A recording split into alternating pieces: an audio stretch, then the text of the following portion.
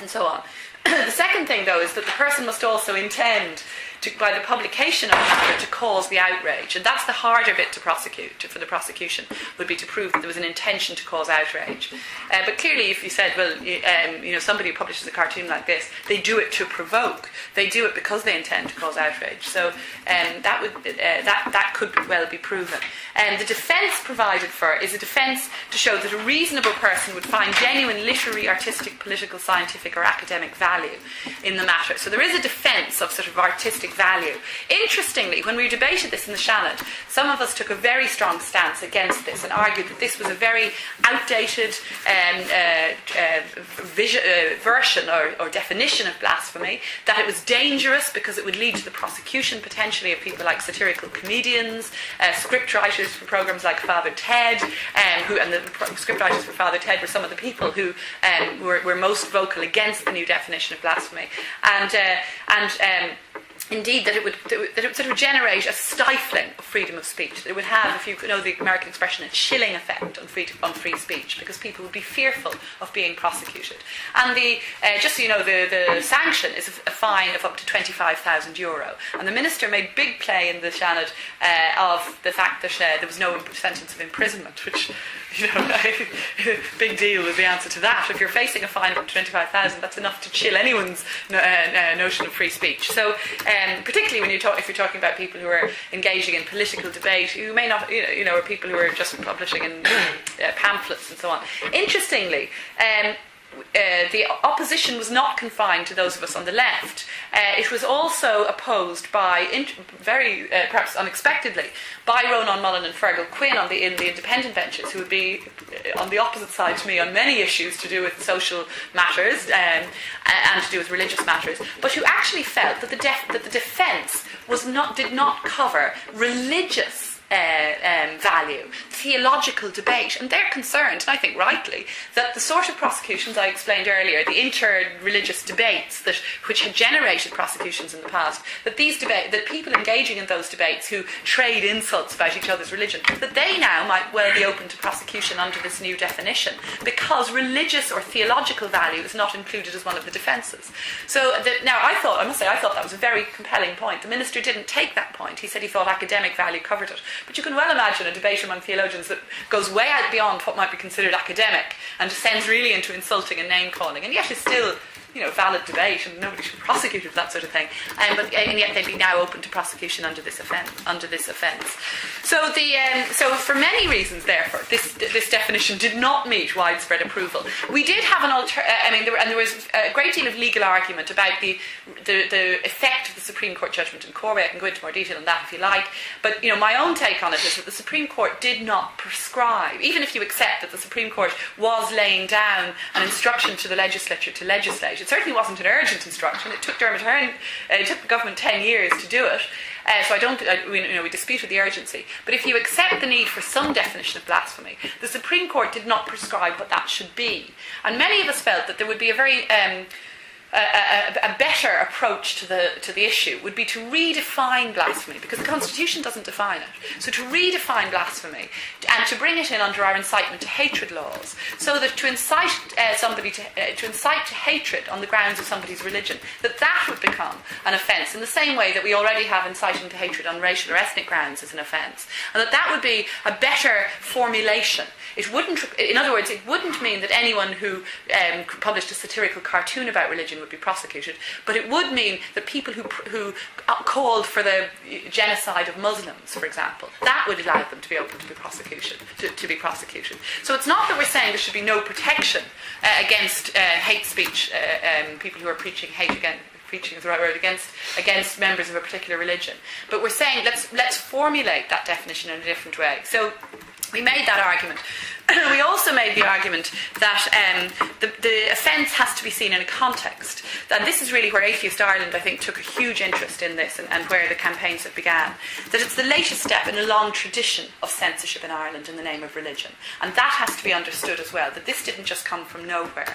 That this is an offence very much in line with our extremely restrictive history of censorship laws, with the history of institutional repression of women and children, the Magdalene institutions, the industrial schools, which in my view symbolise the sexual abuse and sexual repression of women and children in the name of religion, and the dominance through Irish society, particularly post-independence, of the Catholic Church.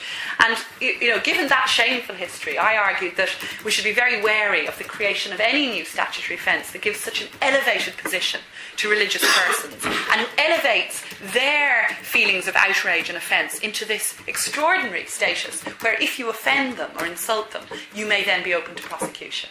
Whereas if somebody offends my socialist or feminist beliefs, I can't prosecute them, nor should I be able to. Sometimes I may want to take other action, but clearly I wouldn't for a second believe that anyone who insults my politics or your politics, that they should be open to prosecution. Of course they shouldn't. Anyone who pokes fun at atheists, of course they shouldn't be open to prosecution. But why then should religion be privileged above other forms of ideology or belief system? And that's really, I suppose, the core of this problem, of my problem with this offence, is that religion is being privileged in the same way that it's privileged through so many other aspects of our society. And some of the examples I gave last night, for example, in our education system, which Adam mentioned, again, a big campaign at the moment, generating a great deal of passion about trying to get religion out of primary and secondary education. You may all be aware that 92% of our state-funded national schools are run and controlled by the Catholic Church, despite the fact that 61% of parents in a recent poll said they want to see religious instruction taken out of the classroom. And in a Catholic-run school, even if your child is not a believer, there'll still be half an hour's religious instruction in every day's classes as part of the Catholic school's integrated curriculum. The child has a right to be out of class for that. But if you're the only non-Catholic child in a class of 28 Catholic children, all receiving religious instruction, you're going to feel pretty isolated and liable to be picked upon. If you're a child who's struggling, one of the other speakers last night gave a very strong example of an adolescent, for example, who's coming to terms with being gay, but confronting their own sexual identity in a Catholic school. And again, no room for them there, no room for tolerance of different forms of sexuality. And indeed, Section 37 of the Employment Equality Act, again, privileges religion because it allows schools, hospitals and church-run employers to discriminate against their employees if the employees in some way offend the religious ethos of the school or hospital.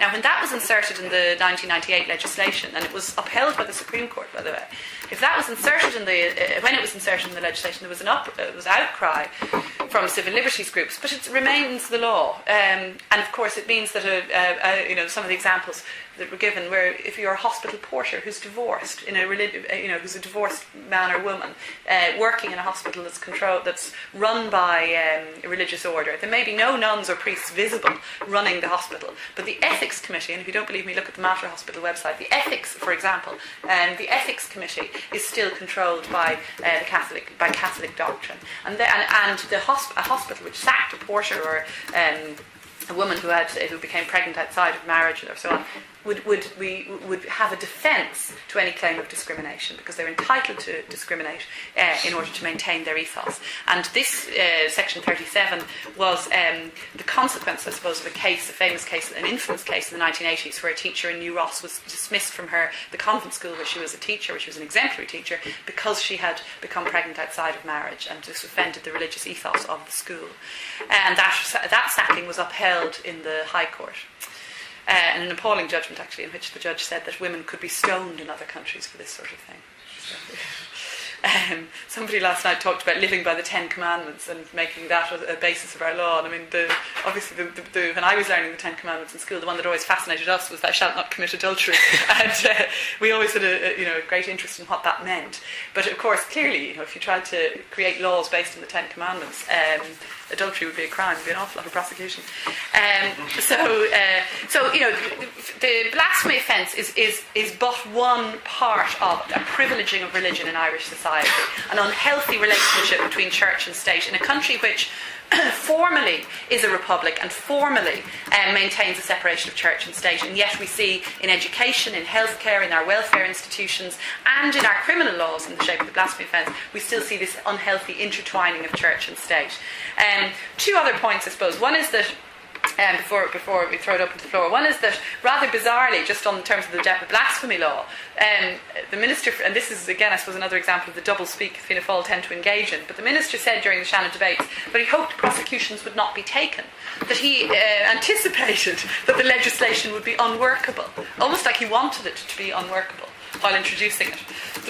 But he may have expressed that view, but John Corway, or any John Corways who are out there, could easily still go to the Garda station and demand to have it enforced because it's in our laws. So it could still become a cranks charter.